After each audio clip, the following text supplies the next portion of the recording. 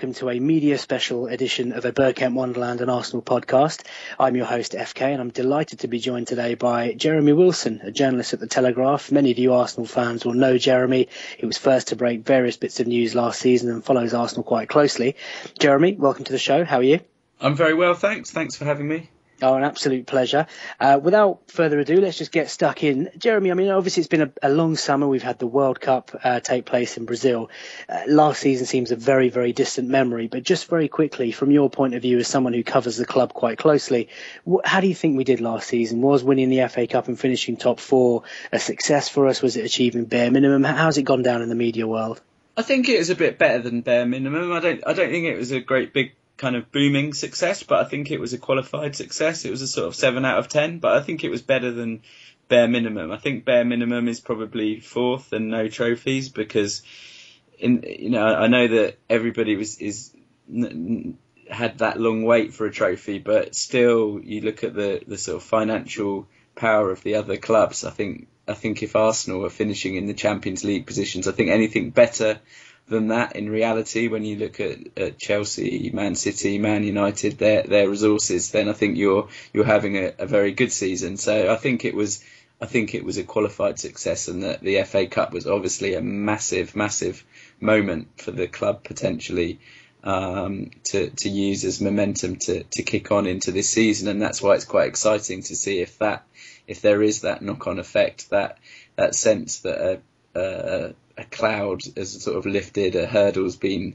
overcome, and that it can be the start of something a bit more than just finishing fourth, and sort of seasons that we can say are kind of big unqualified successes. Believe me, as a fan, it feels like a massive pressure that's been lifted off the club. You speak about the FA Cup trophy, and winning that was obviously a success. Moving to Arsene Wenger, you were one of the first journalists to break the news of his new contract. He seems, from a fan's point of view, to have got his mojo back, a real spring in his step. He looks youthful again in his interviews and press conferences that he's done over the summer. Do you think he's the right man to lead the club over the next 3 years? How do you think he'll be feeling? And do you think he's got maybe the spring back in his step? I think on the first question of whether it was right that he carried on, I do think so. I think if anyone had earned the chance to manage a club during a period which should be easier and more successful because of the history that we know about building the Emirates and the debt and how Arsenal were moving into a stronger financial position, I think it would have been sad if he'd have been there for the harder times really, and then passed it all over. I think it's still up in the air how it will go, because it's such a competitive environment out there, and you look around at all the other clubs. It's not 1996 or 1997 again. It's a completely different landscape. So I think there's still a question of how it will go, and I don't think there's a guarantee that the next 3 years will be everything that Arsene Wenger hopes it will be, but I think it's possible that there could be great success in that time, but it's far from guaranteed. But I think that he deserved that chance to see the club into that period. I sort of strongly think that it would have been very sad if he hadn't have had that chance, and I do wonder whether he would have wanted to carry on if the FA Cup hadn't been won. So yeah, I'm glad that he's still there, and in terms of his mojo, I think you're probably right. Your impression, I think we all know though football changes very quickly. So a few bad results, and I'm sure that he'll look as stressed as he has done for quite a lot of the last few years. But certainly, I think it was a massive weight lifted off him. I know that in interviews he didn't always say things about trophies and give them the importance that some fans would have liked to hear. But I think when you saw him on the pitch at Wembley after the game against Hull, and you saw the reaction and the sort of look on his face and the enjoyment of being part of the celebrations and the victory parade, and how he's been all summer as well, much more sort of smiley, much more relaxed. I really think that it did mean a huge amount to him, and I think he probably thought it wasn't helpful to anyone if he kept saying, well, yes, I am desperate for a trophy, and yes, it is a failure if we continuously get close but don't win trophies. So I think part of his answers were a bit trying to manage all the pressure and expectation around the club, and I think it really did. I think he really did know how important it was. So yes, I think the answer to that is he does look a different man this summer. He does look a bit younger. I think I agree with all of that, but as we know in football, that can change very quickly. So I think it would be fascinating this season. I think Arsenal have got an opportunity that they haven't had for the last, certainly since I've been covering the club most closely, which is really since 2007. It's the first time you go into a season where you think that real improvement is possible, and even a shot at the Premier League title. I know it was possible in the past, but it was always seemed pretty unlikely. Whereas I think it's a realistic aim this year. But as I kept saying, I'm not trying to sit on the fence, but it's obvious that there's three other clubs, particularly. I think that the two Manchester clubs and Chelsea. I'm not sure that Liverpool or Tottenham will sort of sustain what they've done in the last few years, but I think those three other clubs, it's going to be a real race. I sort of feel like that top four could be quite defined this year. As I said, I think Liverpool and Tottenham will struggle to keep up with the other four this year. So I think it's really exciting Premier League season, and yes, I think Arsene Wenger goes into it looking more confident and looking more excited than he has done for getting on for 10 years. Well, personally, as a defender, a long-standing defender and loyal fan of Wenger, I'm obviously really pleased to see him stay. But just very quickly, I mean, I think one of the most pivotal moments for me was just before Mertesacker equalised against Wigan in the semi-final. That was probably the lowest point amongst the fan base, because up until the last few minutes of the game, even within the crowd that was there at Wembley, there seemed to be an increasing divide. Do you think Arsenal was actually ever close to walking away? Could you have imagined that actually happening? Or yeah, I don't. The first thing I would sort of preface this by saying I don't know the answer to it, but I think he was. It's purely a personal opinion on sort of watching him in press conferences and being around the club and speaking to people. And the sort of official line you get is that no, we always wanted him to stay, and we always thought he would stay. But I think that in his own head, my own best guess is that he would have walked away if you'd have lost the game against Wigan. So I mean, what if that is true? And as I say, I don't know, and I think very, very few people would actually know the answer to that. Maybe only one person knows the answer to that. Sure. I really don't think anyone at board level knows the answer to that for sure. So if that is the case, it's a remarkable moment really in Arsenal's history, potentially, because it was a sort of whole career flashing before him. Indeed. When you were losing in that game, and obviously the penalty shootout as well, and of course it could have gone the other way, and I suppose it shows the fine margins, but as you'll be very well aware, it was that period in the season when you had a lot of injuries, and the team weren't playing particularly well, and it was really the turning point in the season in terms of salvaging something from it after you'd had such a good start. So yeah, I don't think he would have carried on if he'd lost to Wigan. That's a personal guess really. So I'm not going to pretend I know.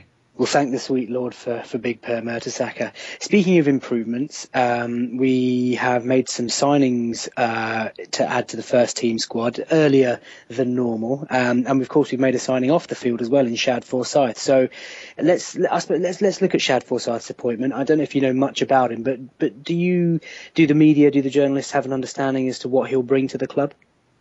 I wouldn't pretend I know. Again, sorry to not sort of give you definite answers on it. I mean, obviously we know that he comes with this track record with Germany, and he's regarded as one of the sort of best, most advanced sort of people in terms of sports science and football. The club, in terms of what they've explained to the journalist, is that he's coming in to work very much with the team. They're very keen not to make it seem that he's sort of replace somebody. It's a new position, and clearly one that the club have been very conscious of trying to address because as we know, the injury record has not been very good, and really I think that if you look for reasons for the lack of trophies in the last 9 years, I think that injury record is right up there, because it's very, very difficult to win a Premier League title or a Champions League when you've got the number of injuries Arsenal had. I think you could well have won the league last year if you'd have kept your those key players that you lost, the obvious people. So yeah, potentially vital. I don't know the exact day to day how it will split up with obviously the team that are there at the moment. Tony Colbert, the fitness coach, and Gary O'Driscoll, the doctor. But it's very much said that he'll work alongside them, and it's he comes with a great reputation. Sure. Well, I mean, that's obviously something exciting for Arsenal fans to look forward to, as are arguably more so the signings we've made on the pitch. So just very quickly, I mean, David Ospina coming in as an established international goalkeeper. Do you think he'll challenge Szczesny for the number 1 jersey, or do you think he'll be happy as backup? No, I think he'll challenge him. I think that's a really interesting signing, because he's he was playing in a World Cup, get my memory right, quarter-final against Brazil a month or 6 weeks ago. So no, I think he's there to challenge and try and take Szczesny's place, and I don't think it's the worst thing for Szczesny either, and it wouldn't be the end of the world for him if he lost his place for a period of time. Clearly he is the first choice, but he's 24, 25, I think. So no, and I thought it was interesting that they chose to bring in someone of sort of that stature and an international goalkeeper who's clearly have his own issues with Colombia if he's not playing regular first team football. So potential sort of problem for Arsene Wenger, and Szczesny will obviously start, but I think he thinks that Szczesny needs someone who's a very realistic alternative to him, maybe help bring out the best in him as well. Absolutely, just to push him a bit more. Mathieu Debuchy, obviously opinion is kind of split amongst the Arsenal fan base. Is he better than Sagna? Does he need to be better than Sagna? Deschamps certainly seems to prefer him for France. Do you think he'll hit the ground running, or what do you think he's good at and not so good at? Yeah, I think he will. I mean, he's obviously played a lot in the Premier League, and I think he comes in at sort of similar stature to Sagna, as you say. I'd probably say that Sagna maybe edges it from what I've seen of the both of them, but as you say, he was playing for France in the World Cup. I think he's an interesting signing, because a bit like Ospina, he's gone for more established players, more players that can make a difference immediately, who can play this season. And I think certainly 5-6 years ago, if he'd have had a Sagna to replace, or a Fabianski to replace, the type of player that would have come in would have been a sort of 19-20-year-old, lesser known person who might become a sort of top player. And it sort of seems like there's a slight tweak to the policy in replacing or bringing in backup that's much more experienced. So yeah, I think it's quite it's sort of an un-Arsenal like signing, really. I think Debuchy, but it says to me that Arsene Wenger wants to win something this year. It says to me he's not managing for 3 years down the line, which perhaps he was for a period of time. He's managing for sort of Saturday's result, and he thinks that he doesn't want to take a risk with. Obviously, he didn't think Jenkinson was ready, and he wouldn't think that Chambers is ready to play every game as a sort of 19-year-old as a right back. So I think it says something about the mindset of Wenger and the club, really, and I think that has shifted a bit. It is more about now than sort of purely always looking for the player that will or that might develop and that might generate value. So I think it's interesting, that one. And talking about youngsters, 19, 20-year-olds, you mentioned Chambers there. He was certainly an interesting purchase. I can't quite remember the last time Arsene Wenger spent a fortune on someone with potential. Do you know much about him? Obviously, being a Southampton fan, what are your thoughts on A, losing him, but B, his ability? Where do you see his long term role? Yeah, I mean it's interesting because I didn't sort of know of him beyond, obviously we knew he played centre back a bit, but he's always seen as a right back at Southampton, and certainly at Southampton I can say with complete certainty that there was surprise that Arsenal came in so swiftly with such a high offer. He wasn't a player they thought would attract that sort of offer. So it says, and they were very happy to accept it. It wasn't a situation like Lovren or Schneiderlin where they were getting bids that they really didn't want to lose those players and didn't really know how to handle it. With Chambers, I think they thought 16 million for our second choice right back. Thanks very much. So, and that's not. I'm not trying to do down the sort of decision that was made. I just think it's very interesting because that is the take on it amongst certainly Koeman and the Southampton board. So I think it will be really interesting to see whether Arsene Wenger and Arsenal have obviously seen something in Chambers that perhaps even Southampton hadn't seen. Indeed. And this idea that he can play as a central midfielder as well and play maybe a lot more in the centre back. So if they get it right and he does become a top central midfielder in that holding position and can play centre back, then his value would be a lot more than 16 million. It could be a very astute signing, but I'm just telling I just think I sort of obviously know a few people at Southampton, and I'm fairly sure in myself that was the view there. They were quite surprised to receive a bid of that order really for him. Well, we look forward to seeing how he unravels, and that kind of brings me on to our marquee signing, I suppose, Alexis Sanchez, a player who had a really decent World Cup. He's been very good for Barcelona. £35 million. As a journalist, you must have loved that big signing at Arsenal. What are your expectations of Alexis? Yeah, I can't say anything.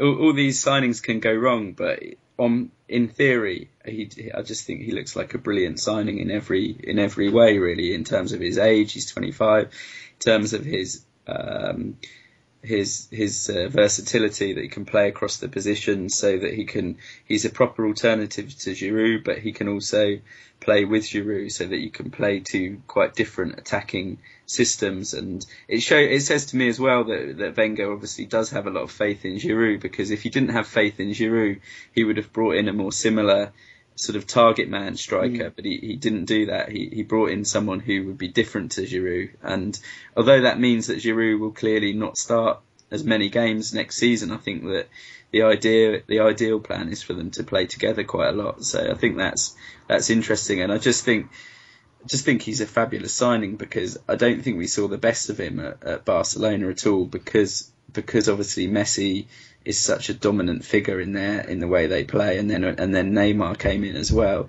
And if you look at his performances when he was in Italy before he went to Spain, and also obviously we saw Chile beat England 2-0. I know it's only one game at Wembley. He was excellent and scored both goals, and in the World Cup he was excellent. So I think there's a lot more to come from him that maybe was being stifled a bit at Barcelona. So I just think he's a brilliant signing in every way, really, in terms, and for 30 odd million, I think great value, which is obviously important to Arsenal as well.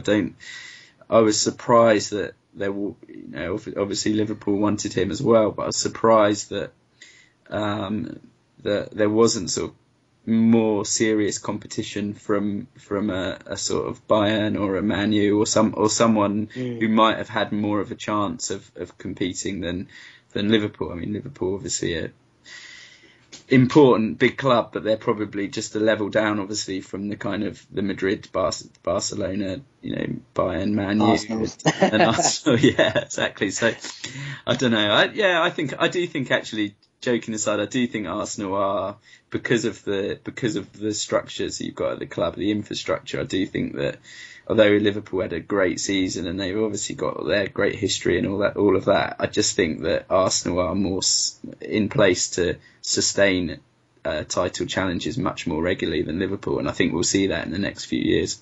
Well, I'm definitely not going to argue that. And I think one of the things that Arsene Wenger spoke about at his press conference on Sunday after the Emirates Cup was about Sanchez's versatility, about the fact that he can play right, left, up top.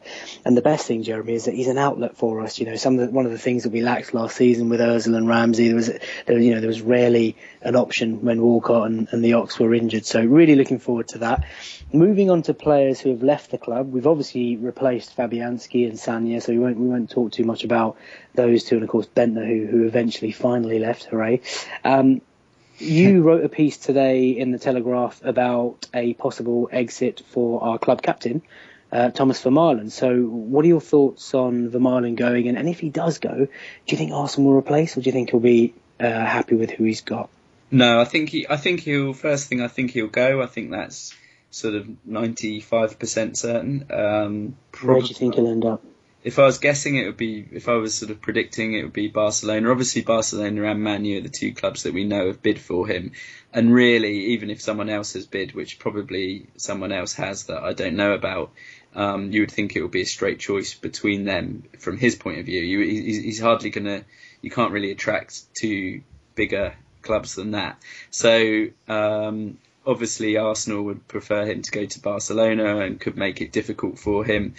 But I guess as well, if he does prefer Man United, if he does want to stay in England, he will also know that if he refuses Barcelona, it could be hard for Arsenal when it comes to sort of August the 30th to not sell him to Man United, just purely because if the bidding's got up beyond 10 million, then he would go for nothing the following year. So it'd be interesting to see how that develops, because I think the sense was he was happy to go to Man United, but now obviously Barcelona's come in. Maybe, I don't know what his thinking is, so maybe he'll be just delighted to go to Barcelona, and that'll be easy for everyone, and that will happen. But sure. I feel like it's probably one that will drag a bit.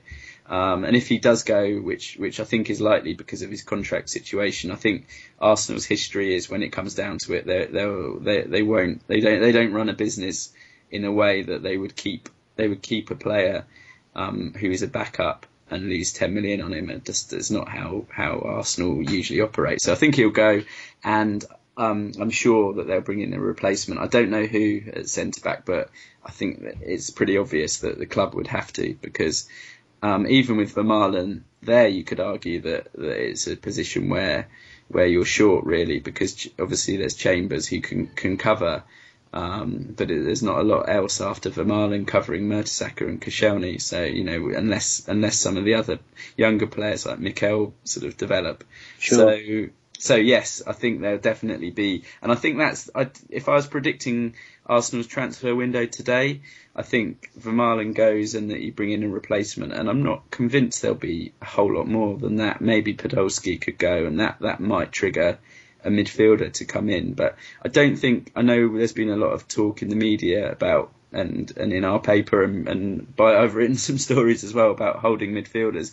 He's obviously looked at quite a lot of them, but it's not some urgent priority, I don't think, in the club's mind. I think centre-back would be if Vermaelen goes, and I think they'd have to bring someone in. But holding midfield, I think or central midfield, it's a position where it would, you can see that the club have got lots of good players in that position, but maybe lack a little bit of sort of real world-class quality. Obviously, there's Ramsey, who would fall into that category, but it's not, when you run through it, it's not a sort of desperate position. But so that's how I see it at the moment. I think also that people should remember, we all in the media, we reported this 100 million as a sort of estimate of the transfer fund, but it's not that much of it's a pretty informed estimate, because we obviously can see the balance sheet and speak to people. But if you spent 60 million on transfer fees, and I'm led to believe that the increase in the wage bill is about 30 million with the new arrivals, you're sort of getting up there. I don't think there's another sort of Sanchez deal to be done unless players leave, and I suppose the ones that could is obviously Vermaelen and Podolski.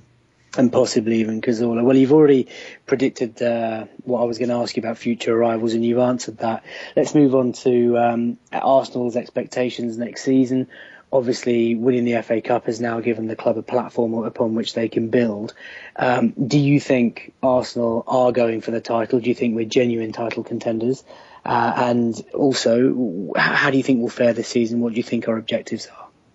I think the objectives should be to really just to mount a more sustained title challenge that lasts longer and is more serious, and to get more points and try and break back into the top two. I think there's a graph, if you look at Arsenal's Wikipedia page, which occasionally when I'm like looking something up, I do. There's a really interesting graph on there that has the positions of Arsenal since the club was formed, and you see this sort of amazing improvement in the Wenger years. But what you also see in the Wenger years is lots of firsts and seconds, and then lots of thirds and fourths. And it's quite defined difference in the sort of two periods of Wenger's time at the club, and I think getting back into being a sort of into the top two is now the aim, really, and it's not going to be easy, but I think the club have managed things well this summer. They've managed things well over the last few years in terms of positioning themselves. It's still, however you cut it, even however well the club have managed it, and whatever the expectations, the bottom line is you got the fourth most amount of money. So it's not going to be so, and we're talking about breaking into the top two. So it's not a foregone conclusion. It's not going to be easy, but that has to now be the target. And I think this season is the best chance for a long time to do that. Sure, and obviously we can't leave Arsenal without talking about the piece that you've written about Usmanov this week. So, I mean, he's kind of talked about a new dawn, a new era of Arsenal. You wrote that piece, Jeremy. Can you just give a brief insight as to what it was about and what your feeling is in terms of relationships at board level? Yeah, I think that obviously he wrote an open letter the season that Van Persie was sold, the summer that Van Persie was sold 2 years ago, that was much more critical of the club. He sort of reflected some of that, but what I thought was interesting was he sort of made the point that really that his issues with he spoke of former owners and former directors and former shareholders, and clearly his main disagreement is with those that have left the board for various reasons. So he was very, very complimentary about the current strategy and the current position of the club. He said that the club is ready to buy the best players and ready to compete even without any more investment. So I think it was it felt like an interview that was trying to be conciliatory, and all the information I sort of had privately from people who are sort of around the boardroom is that relations have improved, and that they're better than they probably were a few years ago. He's still never actually spoken to Stan Kroenke, but I think he's a very regular presence at matches, and clearly there's no great issue in terms of, I'm sure he speaks to people on the board, and he's in the directors' lounge at matches. So I don't think he's about to get to come on the board or anything like that. But I just think there's probably an understanding on all sides that Kroenke's is not about to sell. And if I was betting, his shareholding will go will go down the family, and his son Josh will one day become Arsenal owner or majority owner. And I think Usmanov the same. I don't think he wants to go anywhere either. So I think they kind of both know that they might as well live with the situation as it is, really. And it's not, and really when you talk to both of them in terms of their overall visions for the club, it's not spectacularly different. The main issue was that Usmanov wanted the shareholders to put equity into the club to pay off the stadium debt, which obviously would have helped and freed up some money, but he wasn't suggesting, and we know that he's extremely wealthy, but he wasn't suggesting a ownership model of sort of Chelsea or Manchester City as it has been with the huge money that was being put into the squad.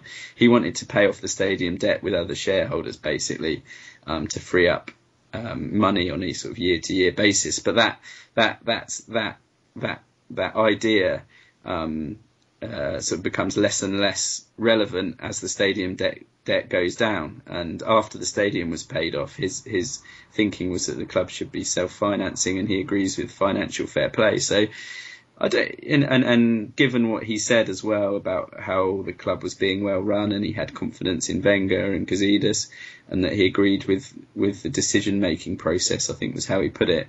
I don't think there's that massive a differences between them. So I don't think it's impossible that they'll work more together in the future. But it's probably not something that's going to happen, next season or probably the season after. But it sort of feels like.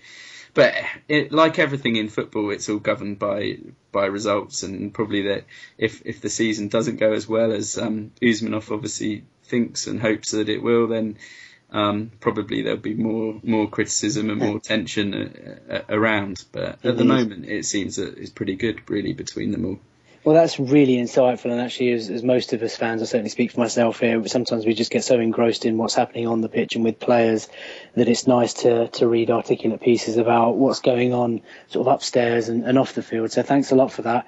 I'm sure Arsenal fans listening will agree that it's been a really fascinating interview with yourself. But before we go, finally, I can't escape the topic. I mean, you're very, very close to Southampton Football Club. There seems to have been a mass exodus there, and Ronald Koeman coming in, a new manager who I understand you're interviewing tomorrow for a special feature. But as a fan, Jeremy, what are your thoughts on what's happening at Southampton? Do you think other players will go? And do you think how do you think you'll fare this season? Yeah, it's going to be difficult for them. I did about a week ago. I was a bit more a bit more pessimistic about everything, because it did feel like it was all going one way and everyone was going to go. But I'm glad that they've told Schneiderlin and told Rodriguez that they can't go, and I'm glad they've started bringing in more players. So yeah, of course, if you lose 5 of your best players and the manager, it's hard. It's going to be a big ask to do better than last season. But I do have a bit of sympathy with the owners, to be honest, because they've put in a lot of money over the last few years. In the 5 years they've been there, the club's gone from administration in minus 10 points in the third tier in League One, the third tier, right up to 8th in the Premier League, and they've been and part of that it was obviously very effectively run by Nicola Cortese, but the big underpinning all that was the investments that they were making, and they clearly don't want to keep having to make those sort of investments. And a big part of me says, well, why should people expect them to? That's the reality of football, really. There's a sort of pecking order, or an order financially, and I think Southampton were punching above their weight last season, and it is a bit the food chain. This is what if a club like Southampton does very well, then their best players get picked off. It's what happens. And with the greatest respect to Arsenal at a far more elite level, it's happened occasionally there as well. It's Southampton are much lower down the chain, really. And a part of me says it's inevitable, and I have some sympathy that they can't. They have to you have to balance the books, basically. So I don't think Southampton will finish 8th next season, but I also don't think they'll get relegated. So I think sort of lower mid-table is probably realistic. A season for rebuilding, and trust me, as an Arsenal fan, we only know too well what it's like to see some of your best players go. All right, Jeremy, we'll bring that to a close. Thank you very much for your time. I'm sure listeners will agree that's been really insightful. We hope that you'll join us again at some point during the season. For anybody who wants to engage with Jeremy's obviously a journalist at the Daily Telegraph, but you can find Jeremy on Twitter. His handle is @JW Telegraph. Do get involved. He's one of the best in the business. Jeremy, thanks a lot. Hope you've enjoyed that. Thanks very much. It's a pleasure. Thanks for your much too kind words. No problem at all. Thank you guys for listening. Keep it Arsenal, and we'll see you soon.